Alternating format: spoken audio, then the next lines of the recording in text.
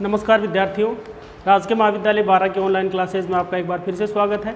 पिछले जो कई सारे वीडियोस थे उसमें हमने संघीय कार्यपालिका को पूरा पढ़ लिया था। आज से हम संसद को पढ़ना स्टार्ट करेंगे और संसद को पढ़ने से पहले हम संसदीय व्यवस्था क्या है, पार्लियामेंट्री सिस्टम क्या है, इसको हम पढ़ेंगे।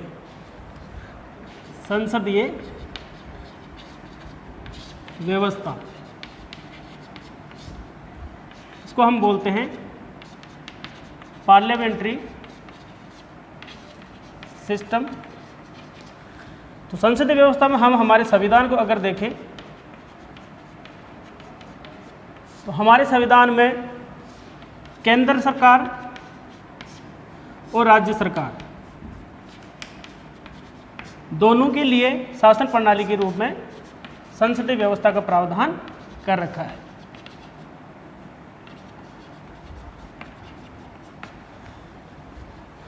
और अगर हम वर्तमान समय की जो लोकतांत्रिक शासन व्यवस्थाएं हैं उनको देखें तो वर्तमान समय की लोकतांत्रिक शासन व्यवस्थाओं में कार्यपालिका और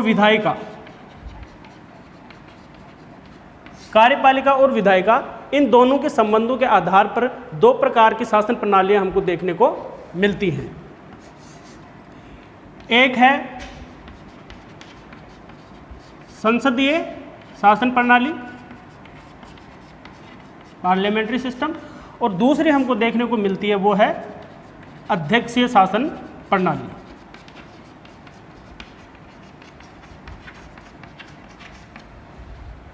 अध्यक्षीय को वैसे राष्ट्रपति शासन प्रणाली भी इसको हम कह सकते हैं।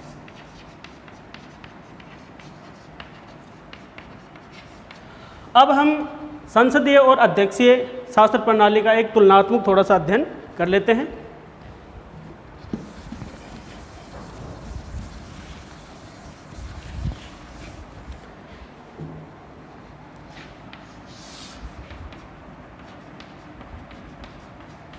यह है संसदीय शासन प्रणाली और यह है अध्यक्षीय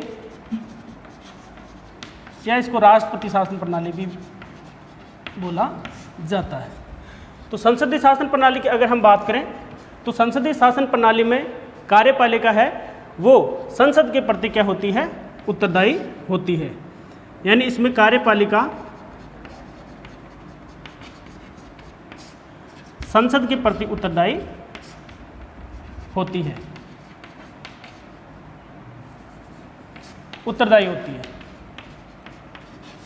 इसी के साथ संसदीय शासन प्रणाली के अंदर संसदीय शासन प्रणाली को एक तरह से उत्तरदायी शासन प्रणाली और दूसरा इसको कैबिनेट शासन प्रणाली भी कहा जाता है। क्यों कहा जाता है? उत्तरदायी शासन तो इसको इसलिए कहा जाता है क्योंकि इसमें कार्यपालिका संसद के प्रति या विधायिका के प्रति क्या होती है, उत्तरदायी होती है। कार्यपालिका विधायिका के प्रति क्या होती है, उत्तरदायी होती है, इसलिए इसको क्या कहा जाता है, उत्तरदायी शासन प्रणाली। और कैबिनेट शासन प्रणाली इसलिए कहा जाता है क्योंकि शक्तियों का जो केंद्र है वो कौन होता है, कैबिनेट होता है, इसलिए इसको कैबिनेट शासन प्रणाली भी कहा जाता है। इसी के साथ जो संसदीय शासन प्रणाली वो हमको देखने को मिलती है ब्रिटेन, जो कि इसका क्लासिकल मॉडल माना जाता है। इसके अलावा कनाडा में देखने को मिलती है और भारत में देखने को मिलती है। इसी प्रकार अगर हम अध्यक्षीय शासन प्रणाली की बात करें तो अध्यक्षीय शासन प्रणाली में कार्यपालिका विधायिका के प्रति उत्तरदायी नहीं होती। यानी कार्यपालिका यहाँ पर विधायिका के प्रति उत्तरदायी नहीं होती है, ये इसकी सर्वप्रमुख विशेषता है। दूसरी अगर हम बात करें तो अध्यक्षीय शासन प्रणाली को गैर उत्तरदायी शासन प्रणाली भी कहा जाता है। गैर उत्तरदायी इसलिए कहा जाता है क्योंकि इस शासन प्रणाली में जो कार्यपालिका है वो विधायिका के प्रति उत्तरदायी नहीं होती। तीसरा, इस शासन प्रणाली को निश्चित कार्यकाल वाली व्यवस्था भी कहा जाता है क्योंकि यहाँ पर कार्यपालिका का कार्यकाल निश्चित होता है। विधायिका के द्वारा कार्यपालिका को निश्चित कार्यकाल से पहले हटाया नहीं जा सकता, जबकि यहाँ पर विधायिका का कार्यकाल निश्चित नहीं होता। कार्यपालिका कार्यकाल निश्चित नहीं होता, क्योंकि कार्यपालिका को विधायिका के द्वारा अविश्वास प्रस्ताव के द्वारा हटाया जा सकता है। अब हम संसदीय व्यवस्था की कुछ विशेषताएं हैं उनको हम देख लेते हैं।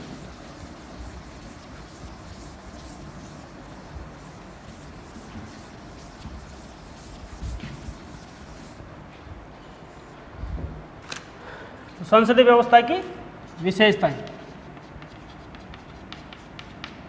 तो विशेषताओं की बात करें तो इसकी सर्वप्रमुख जो विशेषता है, मुख्य विशेषता, वो होती है नाम मात्र की और वास्तविक कार्यपालिका। यानी इसमें दो प्रकार की कार्यपालिकाएं होती हैं, एक नाम मात्र की और एक वास्तविक कार्यपालिका। अगर हम भारतीय राजनीतिक व्यवस्था की बात करें तो भारत में राष्ट्रपति क्या है, नाम मात्र का कार्यपालिका प्रधान है, जबकि वास्तविक कार्यपालिका शक्तियां किसके पास में है, प्रधानमंत्री सहित उसकी मंत्री परिषद के पास में है। क्योंकि अनुच्छेद जो 74 है उसमें कहा भी गया है कि राष्ट्रपति को सहायता और सलाह देने के लिए एक मंत्री परिषद होगी और राष्ट्रपति इस मंत्री परिषद की सहायता और सलाह के अनुसार कार्य करेंगे। इस तरह से राष्ट्रपति क्या है, राज्य का प्रमुख है, जबकि प्रधानमंत्री और उसकी मंत्री परिषद क्या है, प्रधानमंत्री सरकार का प्रमुख है। यह इसकी पहली विशेषता है कि यहाँ पर नाम मात्र की और वास्तविक कार्यपालिका का विभाजन पाया जाता है। दूसरी, अगर हम संसदीय व्यवस्था की विशेषता की बात करें तो यहाँ पर बहुमत प्राप्त दल का शासन होता है। इसका मतलब क्या है, इसका मतलब यह है कि लोकतांत्रिक व्यवस्था में जब चुनाव होते हैं तो चुनाव के बाद में जिस दल को बहुमत प्राप्त होता है सामान्यतः सरकार वही दल बनाता है। यानी यहाँ पर हमारे यहाँ अगर हम देखें तो राष्ट्रपति बहुमत प्राप्त दल को ही सरकार बनाने के लिए आमंत्रित करते हैं, और अगर किसी दल को स्पष्ट बहुमत नहीं मिलता है, गठबंधन सरकार की स्थिति होती है, तो ऐसी स्थिति में गठबंधन दल के जो नेता हैं उनको राष्ट्रपति सरकार बनाने के लिए आमंत्रित करते हैं। तो इस तरह से दूसरी विशेषता क्या हुई संसदीय व्यवस्था की कि यहाँ पर बहुमत प्राप्त दल का शासन होता है। तीसरी अगर हम विशेषता की बात करें तो वह है सामूहिक उत्तरदायित्व।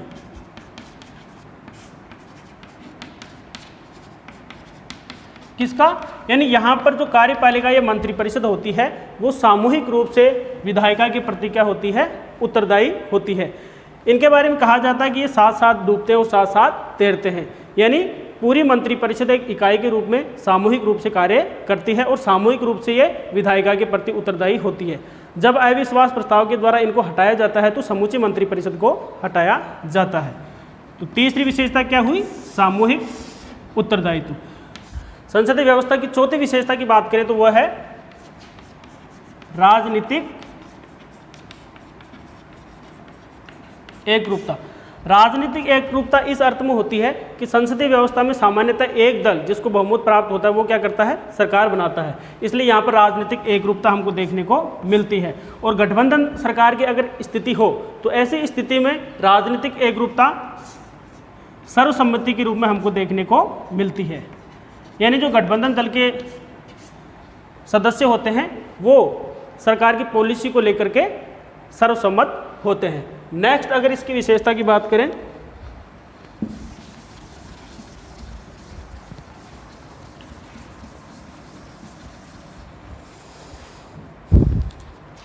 तो नेक्स्ट इसकी विशेषता है वो है दोहरी सदस्यता।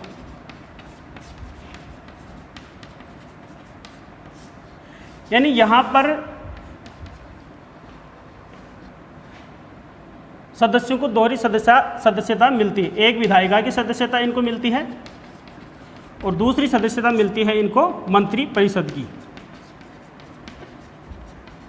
यानी हमारे संसदीय व्यवस्था में ये प्रावधान है कि अगर कोई सदस्य मंत्री बनना चाहता है तो उसको पहले विधायिका का सदस्य बनना पड़ेगा, और विधायिका का सदस्य हुए बिना कोई व्यक्ति अधिकतम 6 महीने तक क्या हो सकता है, मंत्री रह सकता है, और 6 महीने के उपरांत उसको किसी भी सदन की क्या सदस्यता लेनी पड़ेगी। तो इस तरह से दोहरी सदस्यता इसकी विशेषता है। नेक्स्ट अगर इसकी विशेषता की बात करें तो वह है प्रधानमंत्री का नेतृत्व। यानी संसदीय व्यवस्था में हर जगह प्रधानमंत्री का नेतृत्व देखने को मिलता है। प्रधानमंत्री नेतृत्व की भूमिका में यहाँ पर होते हैं, क्योंकि एक सर्वप्रथम तो ये मंत्रिपरिषद के प्रमुख होते हैं इसलिए इस रूप में सरकार का नेतृत्व करते हैं। इसी के साथ प्रधानमंत्री सदन के और अपने दल के नेता होते हैं। इसलिए इस व्यवस्था के अंदर प्रधानमंत्री नेतृत्व की भूमिका में होते हैं। नेक्स्ट और अंतिम जो इसकी विशेषता है वो है गोपनीयता। गोपनीयता की अगर हम बात करें तो इसमें मंत्रियों को पद और गोपनीयता की शपथ दिलाई जाती है और मंत्री अपने पद से संबंधित जो भी मुद्दे उनके पास में होते हैं उनको लेकर के वो गोपनीयता बरतते हैं। तो इस तरह से आज की वीडियो में हमने संसदीय व्यवस्था की जो विशेषताएं वो देखी। नेक्स्ट वीडियो में हम संसदीय व्यवस्था की कमियां क्या हैं वो देखेंगे और इसके लाभ क्या हैं वो देखेंगे। धन्यवाद।